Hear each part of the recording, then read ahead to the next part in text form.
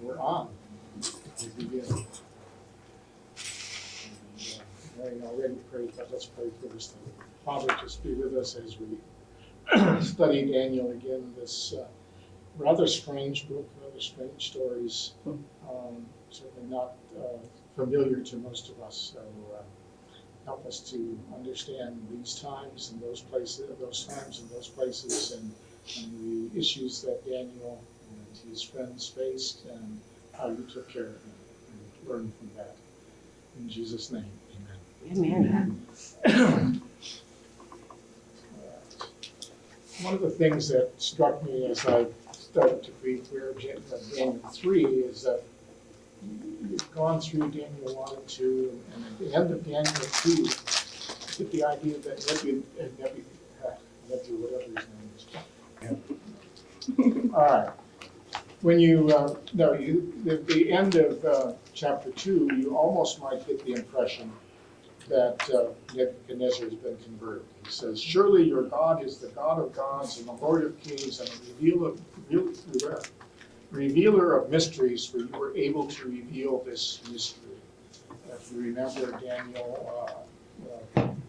Nebuchadnezzar had set this impossible task: interpret my dream, but I'm not going to tell you what the dream is. So you gotta. If you're really good at this, you can tell me what I dreamed, and you can tell me what it means. And that's what Daniel did. And Nebuchadnezzar is impressed, and wow, it almost sounds like, okay, your God is really good. But not so much, not there yet. We'll talk about that issue. I think that's one of the issues that struck me in chapter 3. Because it begins, the chapter 3 in verse 1 begins with this story that King Nebuchadnezzar made an image of gold 90 feet high and 9 feet wide. Actually, in the Bible, it's like 60 cubits by 6 cubits. But a cubit, by the way, traditionally was the length from the point of your elbow to the tip of your middle finger. Now, at some point or another, that became an accurate measurement. One night during the second year. Sorry. Sorry. That's okay. Anyway, 60 cubits is about 1.5 feet. Or a cubit is about 1.5 feet. So that's those are the measurements.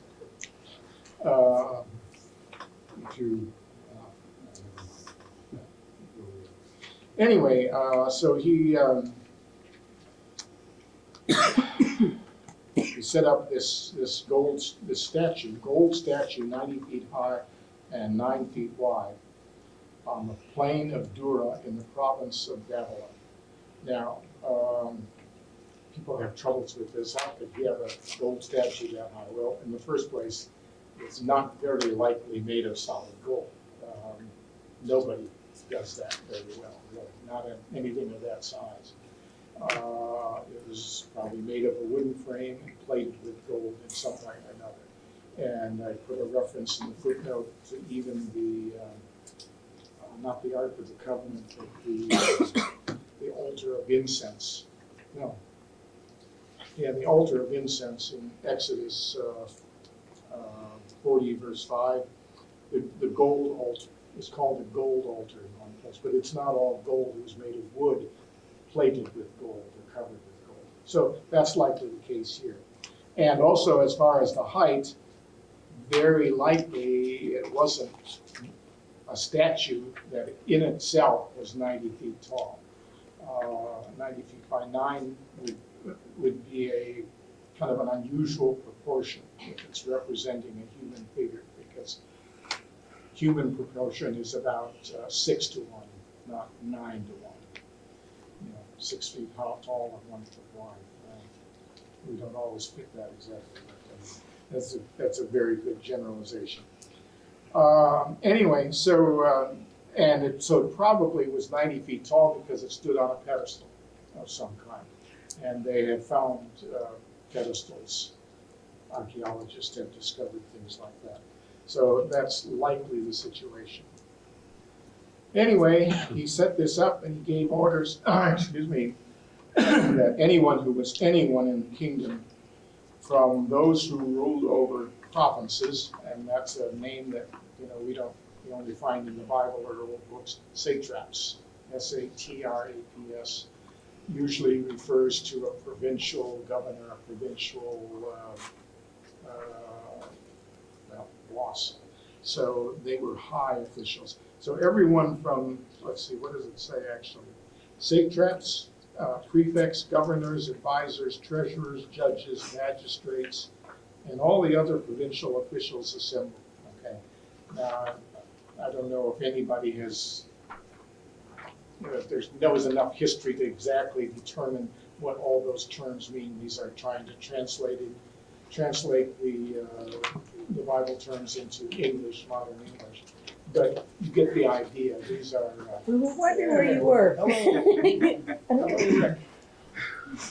Is there a room somewhere? Maybe. Yeah. Gee.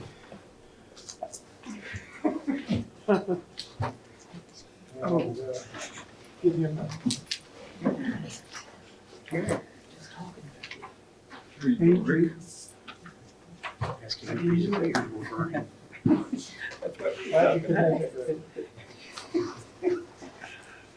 So anyway, so we're in kind of the second paragraph there. So anybody who's anybody, any kind of officials from the top to the bottom, were supposed to bow down and worship this image, or else they would be thrown into a blazing furnace. Doesn't sound a whole lot like somebody who believes in the one true God. He just has made this idol, and boy, you're going to worship the idol I just made, or else. So he's still.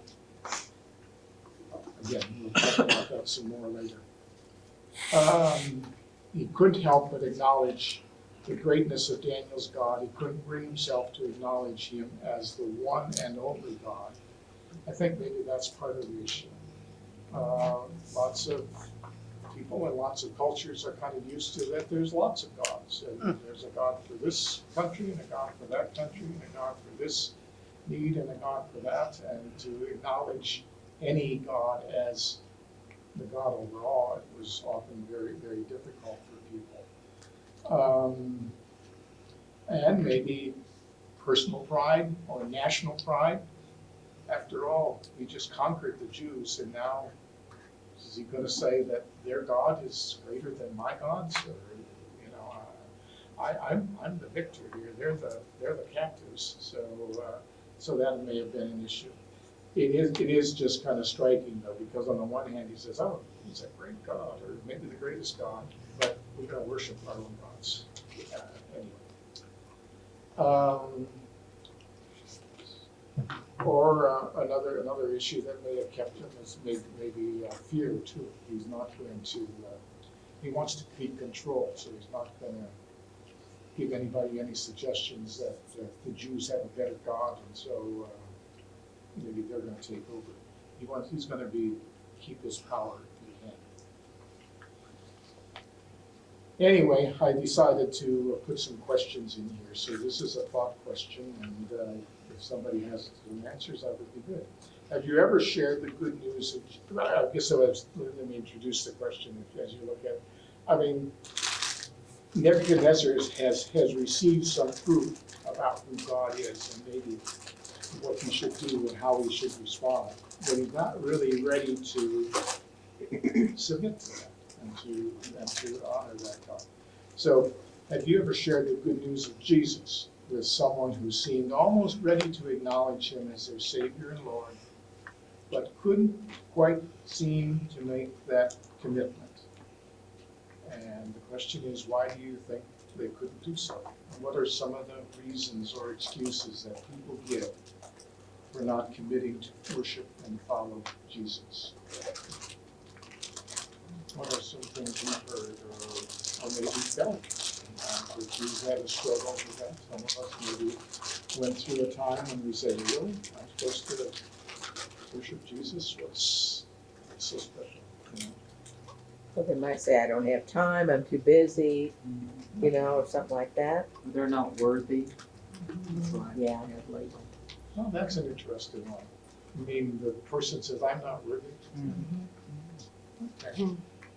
Ever run into that? There's too many rules. What? There's too many rules. Oh, too many rules. Yeah. Yeah. Whole book. Yeah, that's exactly it. Make a commitment. That's the They're idea. not all black. Always got tomorrow. Always got tomorrow, that's another good one. Yeah. Yeah, one of these days I really should get serious about my faith. So you said, somebody said they're afraid to make a commitment.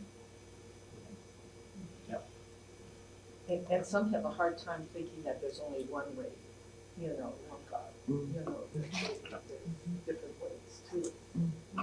I think that's very popular in our world as a whole today, that, that's so narrow. I mean, good grief, people have all kinds of ways of worship and religion, so who's to say which one is better than the other? That's an idea. Yeah. Any other thoughts?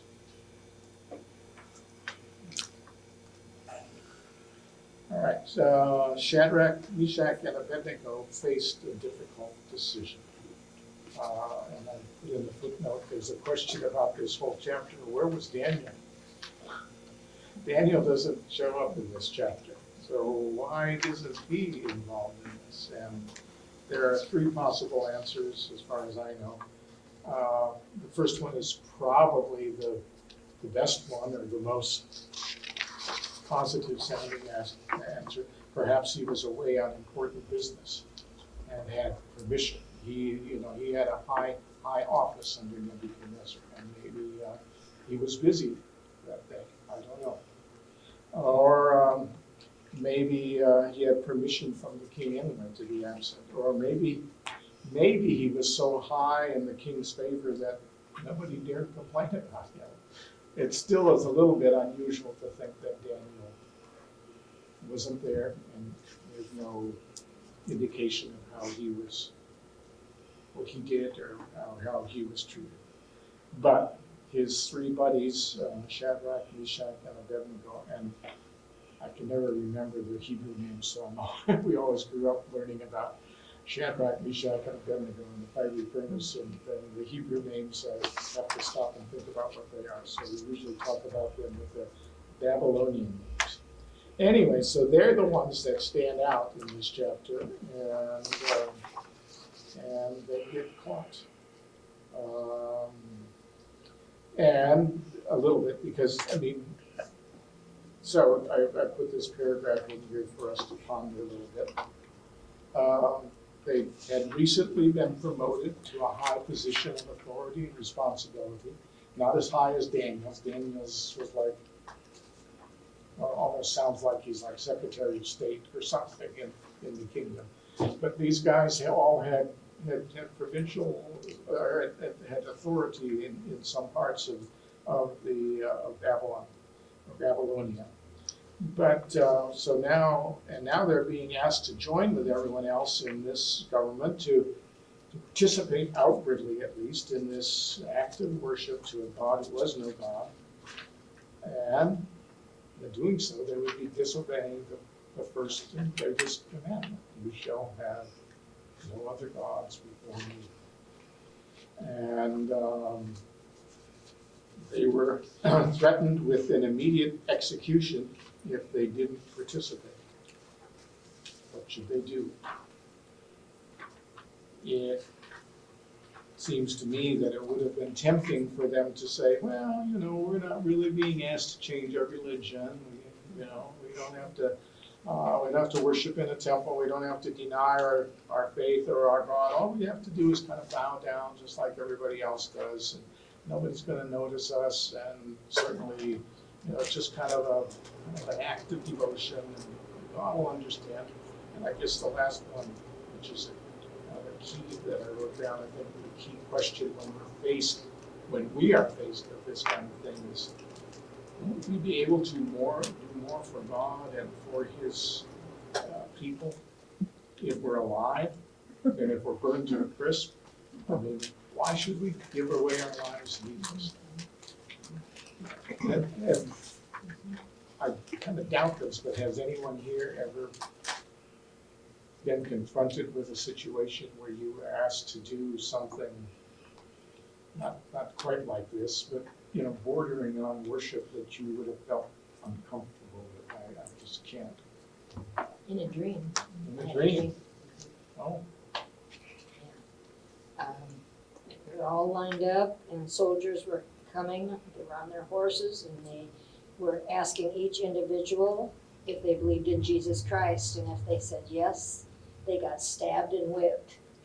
And they got to me and I asked to sing a song. you asked to sing it? Yeah. Okay. And then I woke up. Oh. I was waiting to hear the song.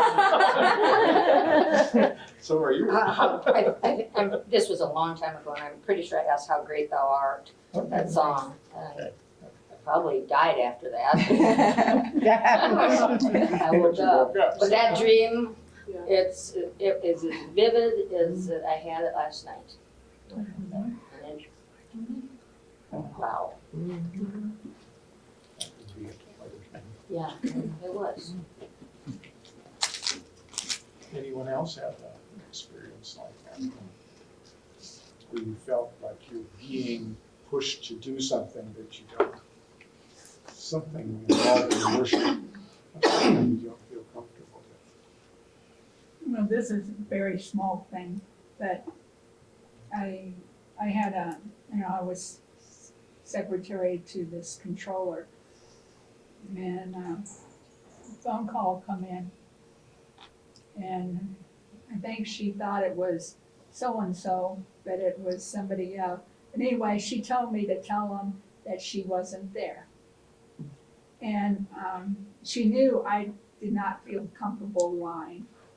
And so she actually walked outside the door so that she wasn't in her office. Oh. And then So you didn't have to lie. right. And then she found out who it was that was calling, and she wanted to talk to him. Then I told him, oh, I think she's available now. She just came back in. But I remember how Saber Wagner honored my honesty enough to try to work with me.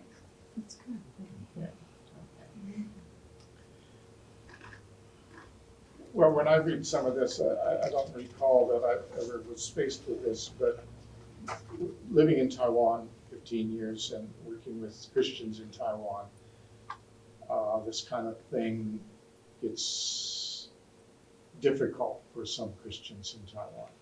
Because if you're, let's say you're a young person, and when it comes to Chinese New Year and some other times of the year, you may be asked to bye-bye. And bye-bye is a general term for worship. And it's not exactly worship, but it's hard to distinguish it from. And usually in a traditional Chinese family, at least on Chinese New Year and maybe several other times during the year, depending on the family and how devout they are, you will burn incense to the ancestors, to your ancestors. And if you're Christian, well, Christian or not, if you're a child in that family, you're expected to participate in that. And some young Christians face real issues with that. Now, in some cases, their families may be more gracious and overlook and not demand it exactly, but sometimes it is demanded. It's very, very important on Chinese New Year to go back home. I mean, you think of going home for Christmas, right? That's but in Chinese culture, Chinese New Year is like Christmas or even more. And Chinese New Year is a time when you don't want to be on the road. And it's a week-long celebration, going and coming. But you are asked to do something. And now the Christians that we knew handled it in different ways.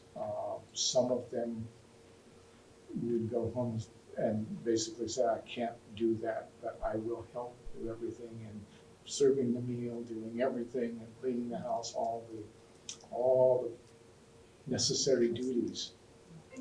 Yeah, no, maybe. You know, all the customs that they have, you know, they have to clean the house, sweep all the Yeah, old spirits sweep out. out the evil out.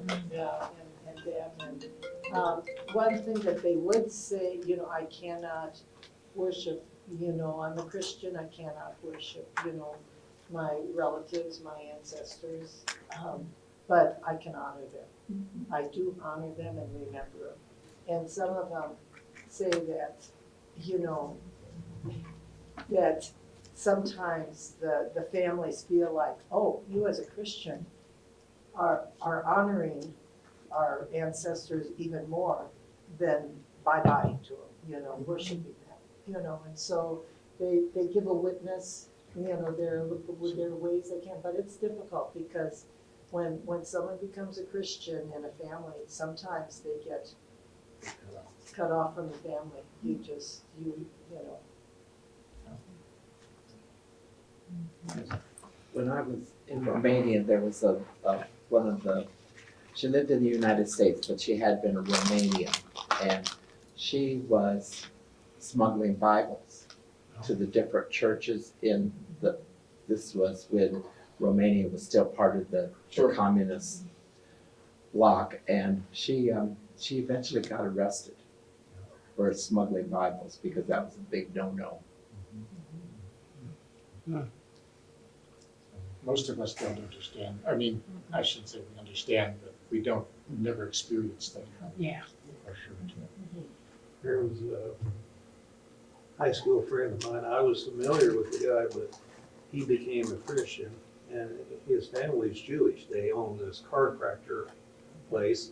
He worked together with his family, and they were still Jews.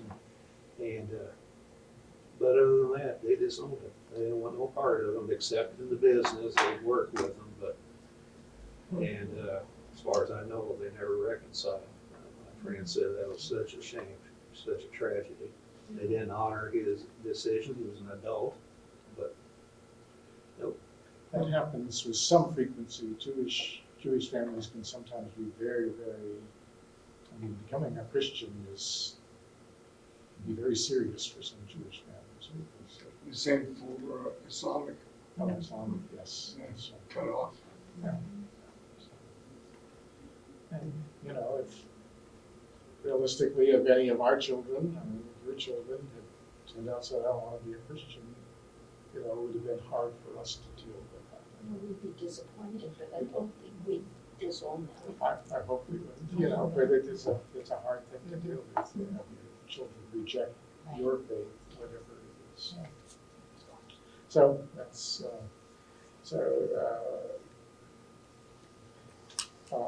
so these three men faced a difficult decision. They chose to do what was right, and or at least, oh, I know, I did on the next page, I talked about, there was that whole concept of filial piety. It was a Chinese concept, a Confucian concept. And it's not exactly religion, but it's pretty close to it, because you have to obey your parents. You do openly what they don't want you to do. I mean, I'm talking about adult children, I'm not talking about teenagers or anything. When we first there, we lived in a kind of a cul-de-sac, very narrow little alley, and Mrs. Miss Lee. E, yeah, the lady across from us, we would talk and exchange, you know, language. Yeah, she knew about as much English as I knew Taiwanese, and so we worked together. And as I was learning, I was going to language school at that time. But they, once a month, they put out a table in front of their house to put food there for the gods. You know, Or the ghosts. The ghosts or the spirits, you know, and it would sit there most of the day, you know, fruits and vegetables, and it wasn't I don't think, if it wasn't food that would spoil sitting there all day, then they take it in and eat it, because, they must have had the essence of the food. The spirit's got the essence, we get the real stuff. And I said, do you believe that, or do you, how do you understand that? And she says, well, it's, we just do it in case, it's kind of superstitious because, if they don't do it, then if something wrong happens, then they know why. Yeah, so things like that kind of, there are a lot of very superstitious things, are in their faith. Because otherwise they go along and live their life like anyone else. There's some Christians like that too. Yes. I better go to church a couple times. Exactly. Fire insurance policy. In this particular case, I think Mary would agree that the husband, in a way, was maybe more serious about all this than the wife, that the wife had to do this. Yeah, I'd say in general that it seemed like the women were more open to hear these good stories. As I was learning how to speak the New Testament stories in Taiwanese, I shared them to her as a good practice for me, and she, that's a good story, and she just wanted more and more. Her husband didn't ask for any of that. So it's Another thing culturally here too, though, is that for sons, it was very important that they remain, loyal, if you will, to Confucian cultural teaching. When daughters got married, you lost them anyway, because when you got married, a woman gets married, she belongs to the family that she marries. That was not so true nowadays as it is, but culturally that's still true in China. That's why daughters are not much good, because you're going to lose them all anyway. The only thing you've got to take care of you in your old age is your sons. And your sons need to stay loyal and faithful and true. If your daughters go astray, well, that's too bad, but he's going to lose them anyway. Now, I'm being kind of exaggerating a little bit. There was that overall sense that so daughters could do things and they could become Christian, and it wouldn't be quite so hard. For a son to become Christian in the real traditional family they might be completely disowned for doing that. Sorry. So, have you ever faced a difficult choice in doing something that seems to be at least questionable, not actually immoral, in order to keep your job or maintain an important relationship, or just to fit in? How did you resolve that conflict? Now, I suspect most of us can think of some examples, and we may not really want to share them, but if anybody would like to share, that might be interesting. At some time or another, we probably have all faced something like that. Well, at one point in my work, I was faced with that. I felt that it was unethical, and we had a disagreement, and I got out of it by resigning. Because I thought, I don't want to work with an administration like this. Sometimes in a workplace, if you don't go along, you're not going to get along. Yeah. You're not going to get promoted.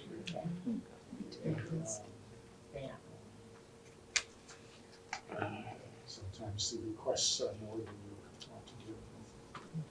So there's no easy answer to that, and I'm certainly not going to tell you, well, this is what you do, but you do, you do need to realize, right, that if our faith means anything, if who we are, and if our character means anything, sometimes we have to make tough choices and say, there's some things I'm just not going to do. So, all right. If these three brave men had any hopes of getting through this difficult situation without being noticed, it wasn't going to be. because some astrologers, we don't really know, is these some of the same people that we met in chapter 2 who were trying to interpret Nebuchadnezzar's dream. It's the same word, and it's really not really clear exactly who this refers to. But they came to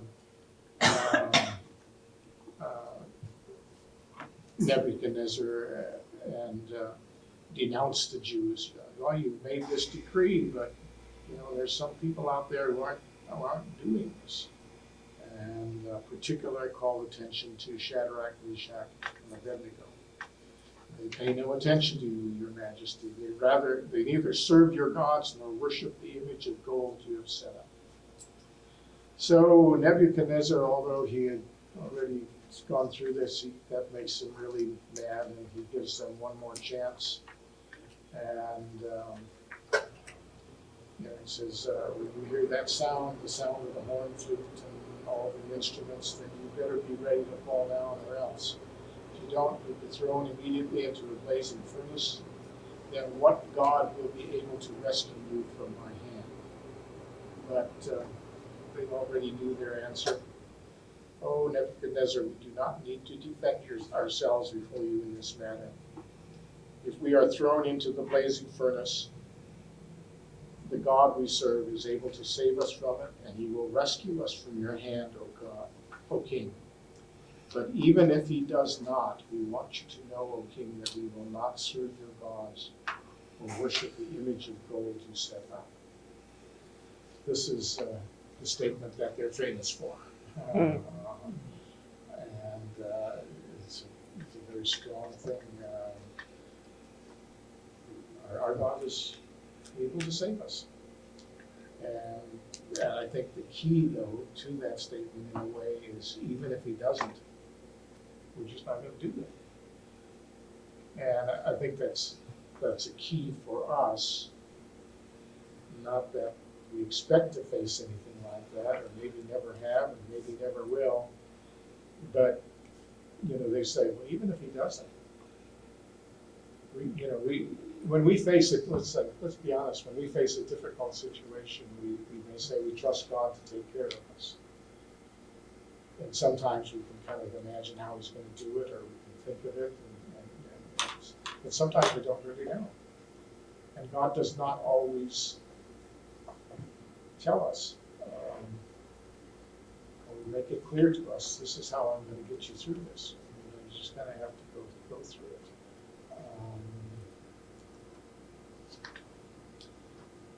Forgive me, but I'm going to go back and draw on our experience in Taiwan, and I maybe shouldn't do this, but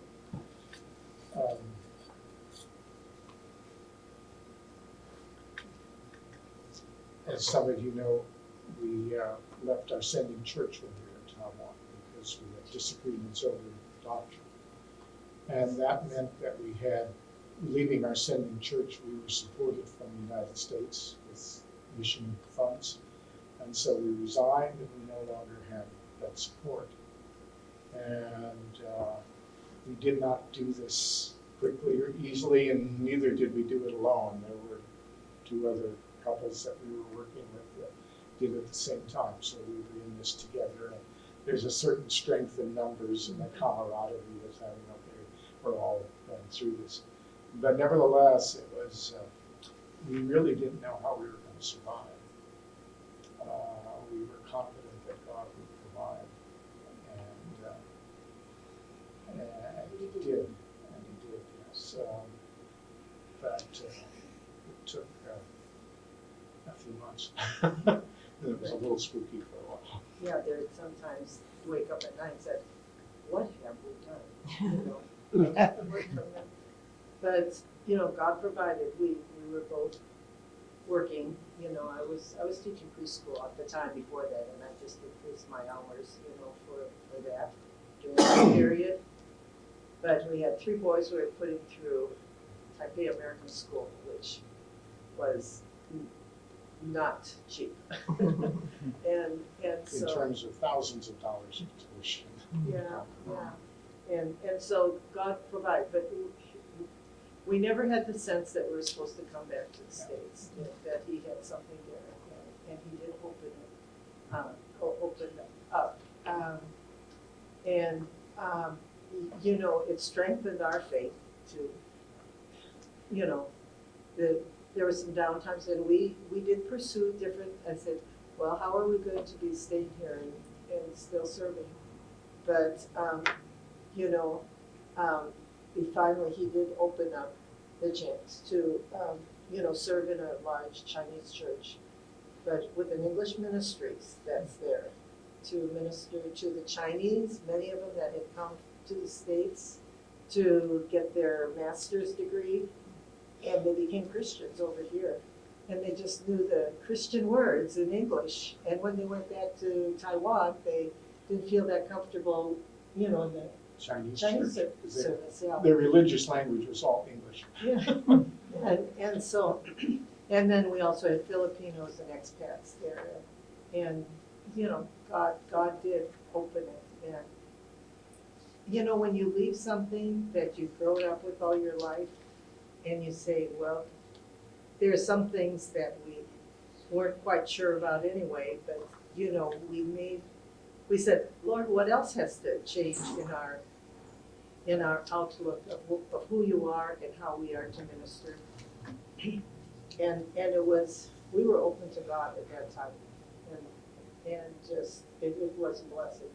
Because, you know, when you depend on God more than you depend on what you know, it sure works out better. So, so that kind of refined us, I think, in some ways. And, yeah. So we spent 10 more years of time on that. God took care of us. Very good. Anyone have, you all have some stories like that? Well, this is not a story, but, you know, it'd be nice if God let you know a little bit ahead of time rather than.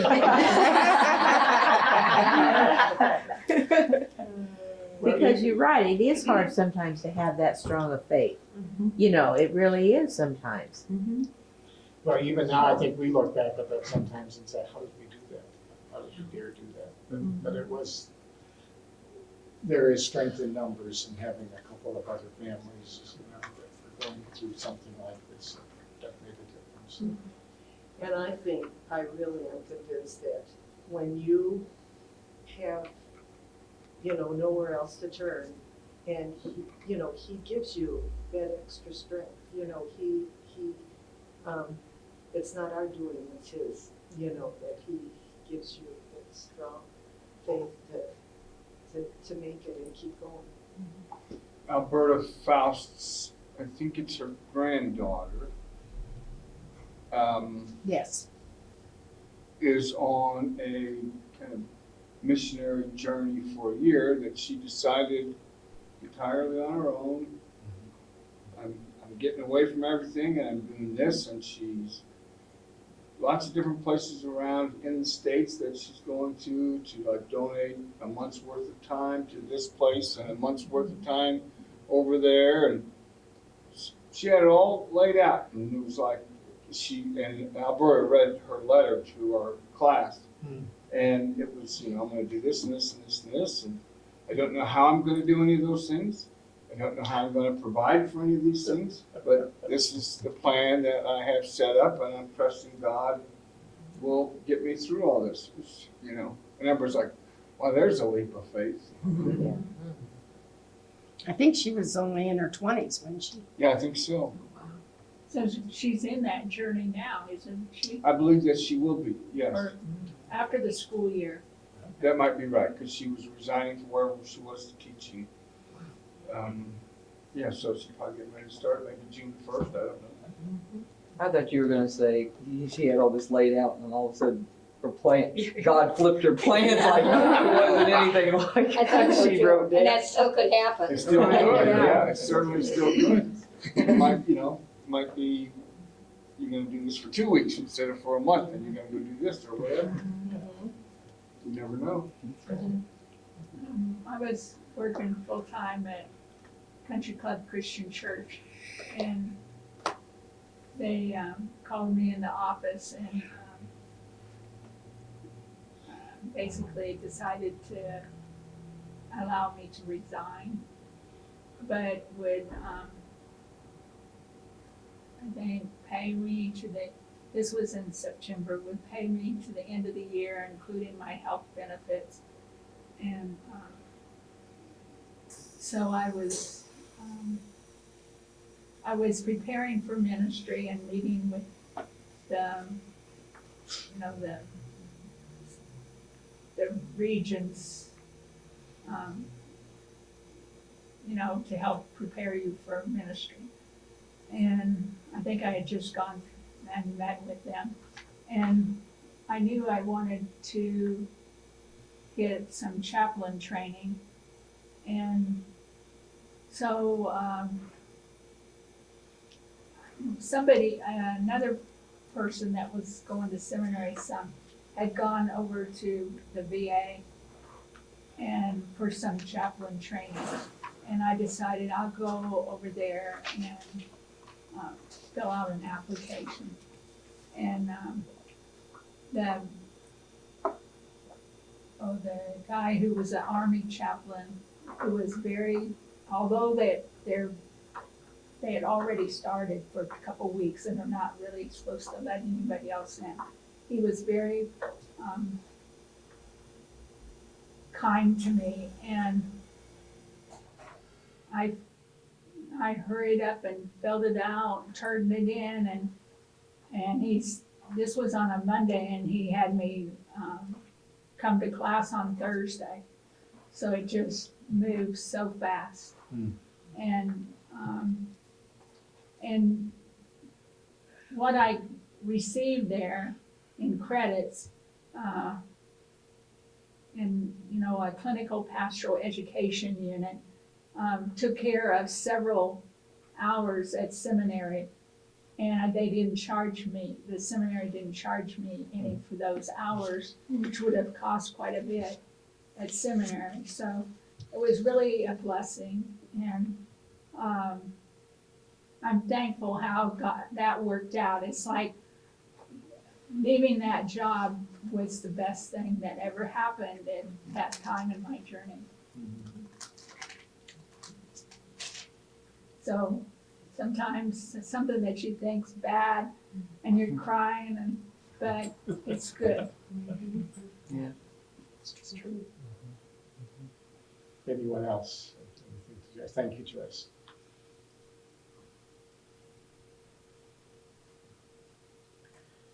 All right, well, the next verses 19 to 23, describe how, somebody want to read that, if you've got your Bible?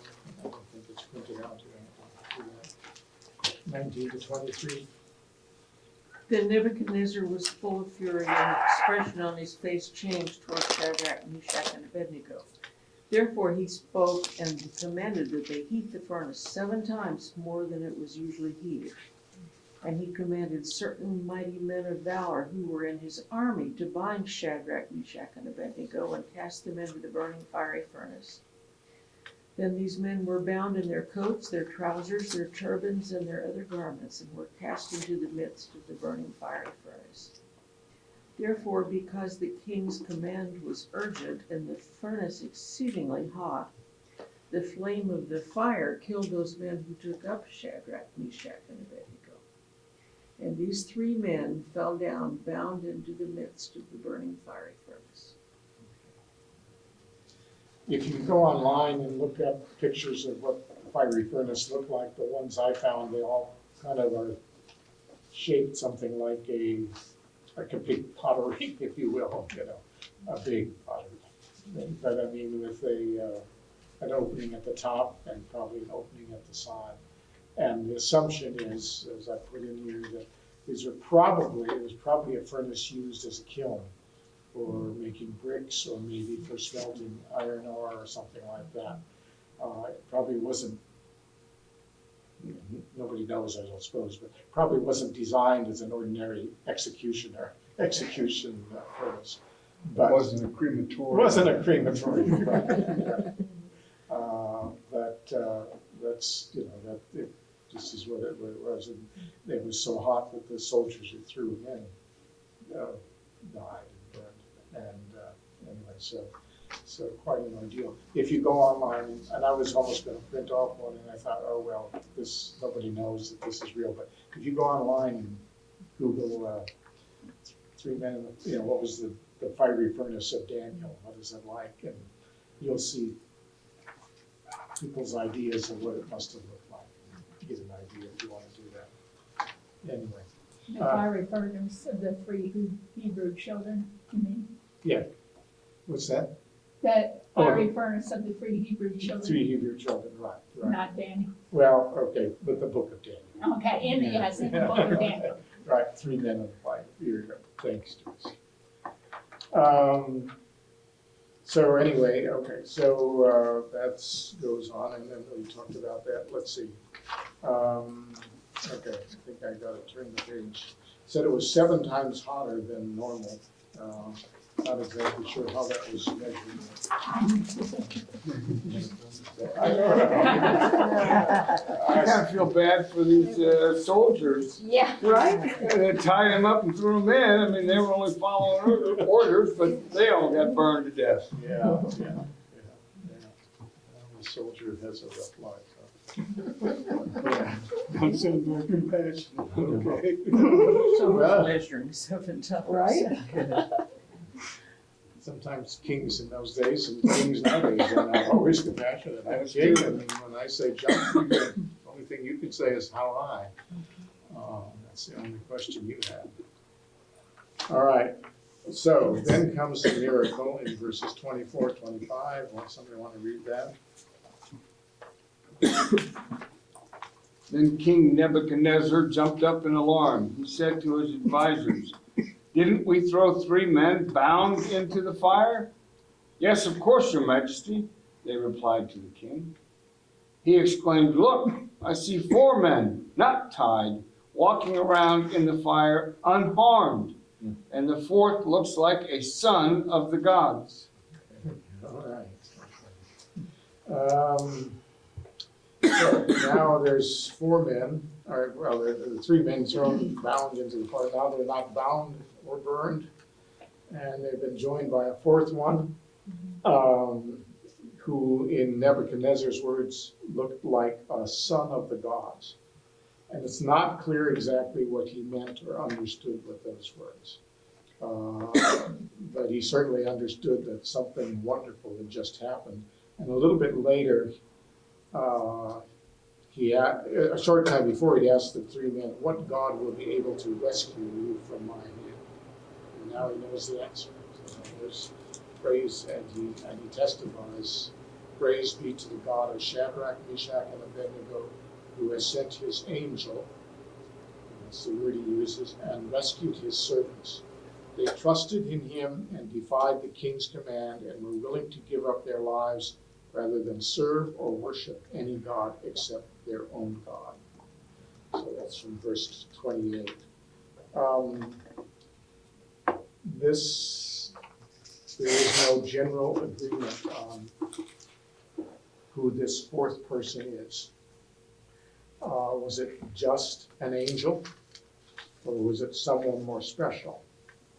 Jewish tradition, and that's found in the Talmud, teaches that this was an angel of the highest rank, in fact, probably the archangel Gabriel. And Gabriel does appear in the Old Testament and the New Testament. He shows up later in Daniel, explains a couple of Daniel's visions in chapter 8, verses 15 to 26, chapter 9, verse 21 to 27. I'm not going to go there now. We will eventually get there, but you on your own can take a look ahead at that and see that. So Gabriel shows up to Daniel.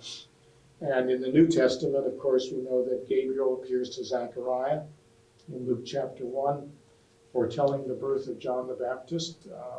Zechariah and his wife are too old to have children, and Gabriel shows up and says, "No, you're not. You're going to have a son, and he's going to be important and great." And then Gabriel shows up to Mary. So that's Jewish tradition says it's Gabriel, and that is not impossible. Some scholars believe that this was not just an angel of the Lord, but was the angel of the Lord. And some of you may never have heard of that, some of you may, some of you may not. But there is a person that shows up in the Old Testament on a few occasions who is identified with a definite article, not as an angel, but as the angel of the Lord. And I put a few notes in the something in the footnotes there. We're talking about who is this fourth person, and if it sounds complicated, that's because it is. Okay.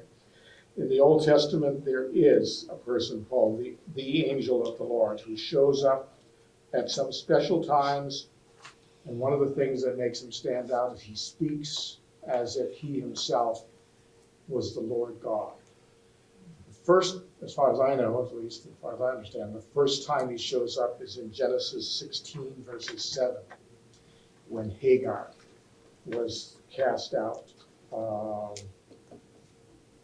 Let's see, Hagar is Moses. No.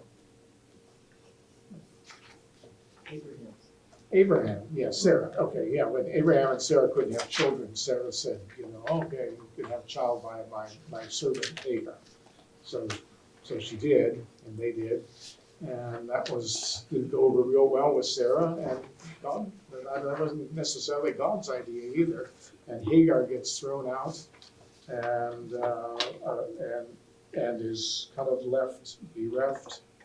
And in Genesis 16, verses 7 and following, the angel of the Lord shows up to Hagar, and he kind of talks to her as if he is speaking for God. He is God. Okay? Then he, when Moses in the wilderness with the children of Israel is at the burning bush, the angel of the Lord shows up there in Exodus 3, verses 2 and 5. So that's another place where that character, that person shows up, and there are a few others. I'm going to leave it for there because in terms of trying to understand that, because that's a difficult subject at best and not something we're going to try to deal with in our study of Daniel. Maybe it's worth I don't know that I'm up to it, to try to understand it or explain it, but maybe sometime we could try to delve into it. But this character, the angel of the Lord, is a person in the Old Testament who sounds sometimes as if he's God. All right, there's another option here. I was going to mention that the part you were talking about in Genesis, it uses the phrase "the angel of the Lord" 4 times. Yes. In that story. So with Hagar. Right. So it's not just one time, but 4 times. So it's not just an accident. Right. This is very definitely something different. But whoever it was, God sent him. Yes, that's right. Everybody agrees with that. The other possibility is that this is Jesus, the pre-incarnate Son of God. That fits into another story. Jesus was God from all eternity. Most Christians believe. Before he was born, there was a Virgin Mary, and roughly, nowadays we say, what was it, 4 BC? 4 years before Christ, because he decided to tell it as well. Anyway, before he showed up on earth, he was in existence already. So some people identify this as the pre-incarnate Jesus. Or some people identify the angel of the Lord and the pre-incarnate Jesus are one and the same. So that's a whole mystery that we are not going to solve tonight. So Forever. Maybe never, but we could explore it in more detail sometime, but not tonight. So anyway, so that's let's see, where am I? I lost my place. We better be getting there. That is it. All right. Well, okay. So none of us have ever faced the threat of death in a blazing furnace, but we've all probably faced a difficult situation when there seemed to be no easy way out. We chose to trust God to see us through. We've learned a lesson that we will never forget and has changed our life. Do you have such a faithful experience that you would like to share? Well, Mary and I kind of shared our faithful experience. Taiwan changed our life. Joyce shared some of hers, and if anybody else wants to share. If you want to share, fine. At the very least, I would ask you all to ponder that and think about what are some of the experiences you've had in your life that have made your faith different. You know, it's one thing to grow up kind of in a Christian home, or maybe not in a Christian home, but somewhere as a youth or a young person to learn about Jesus and say, okay, I'm a Christian and I'm a Christian. It's another thing. I mean, that's fine, and that's enough. That's good. But sometimes, if you have gone through a trial of one kind or another, and you have seen how God is faithful, and how following Jesus and being faithful to Him has blessed you, that is life changing. We shouldn't go looking. We don't need to go looking for experiences, but we can be sometimes grateful for the faith-filling experiences we have. Well, I imagine the parents at school in Texas are kind of in their blazing furnace, Oh, wow. trying to figure out how come their 7-year-old kid is dead. Or 10-year-old. Or 10-year-old, or they're two adults, whatever, it's just, how can you let this happen? Yeah, and that's probably really shaken a lot of their faith. Oh, I'm sure. It's just terrible that, how can this happen? Difficult times either make you or break you. Right? But we do need to pray for them. I can't imagine that. You send your child off to school in the morning, you expect to see them at night. That beautiful young teacher that was killed had just helped a child escape through the window before she was shot. Now, how is that child going to live with the guilt, that everybody else died? And that will follow that child all the time. So pray that they can come to an understanding about it and deal with it. But that will be difficult. As survivor's guilt. Survivor's guilt. One of the stories I heard was a 10-year-old called the 911 call. She was killed. Yes, I did hear that.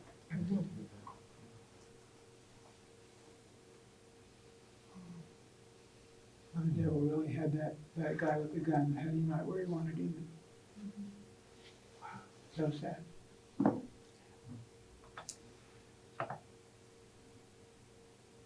Yeah, I think we all thought Buffalo was sad, but this is even sadder, I think.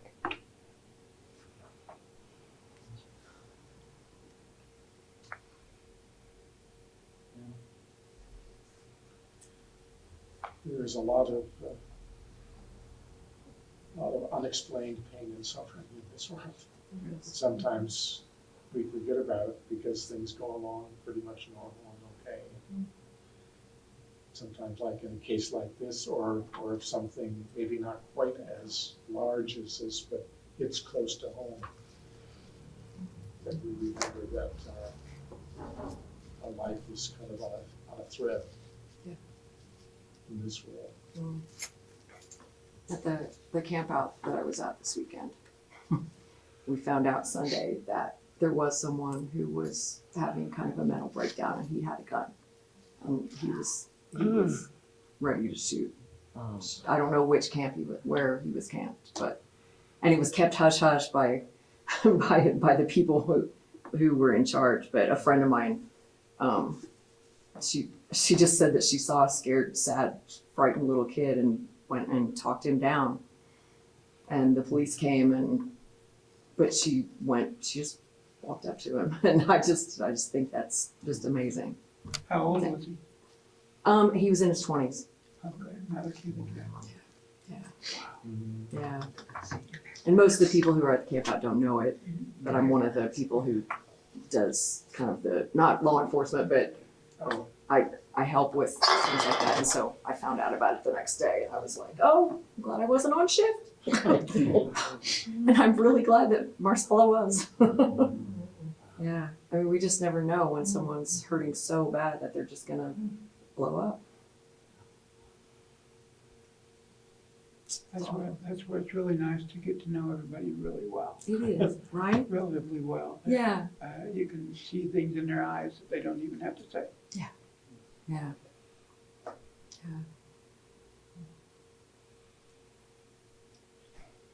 Any other thoughts or comments in regard to anything we've talked about tonight?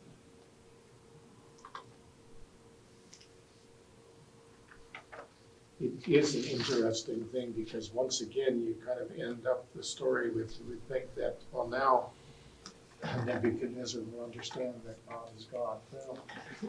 Well, the beat goes on in the next thing. Next week we will do, just so you know the schedule in case you don't. Shawn is out of town this week. I think she'll be back by next week. But anyway, I'm teaching next week and the week after chapters 4 and 5, and then she's teaching 2 weeks in a row. And then we're going to probably get to alternate. That's what we would have liked to do, but because of our vacations and schedule, we got to do it this way. So next week is 4 and the following week is 5. Yeah, we're trying to take a chapter a week. It's physically good. Not too much, not too very. It is. Okay. Oh, this is the dream of a tree. Yes. Yeah. That's what I want. There are lots of Daniels of the spring. I'll have to confess that I should say. But I opened my mouth, so I will. Daniel was not my idea. This was Shawn's idea. But that's okay. That's okay. That's good for me. I don't think I've ever taught Daniel. Would someone like to close in prayer? I will. Our Heavenly Father, we thank you for this day. We thank you for the opportunity to be here together, to learn about Daniel, to open our hearts and minds to, as Tim says, a strange book. And Lord, we ask you to be with those that could be with us tonight, and ask that you be with all of us until we meet again. Ask all this in your Son's name. Amen. And before you go, will everybody help put tables back? You have to kind of move it.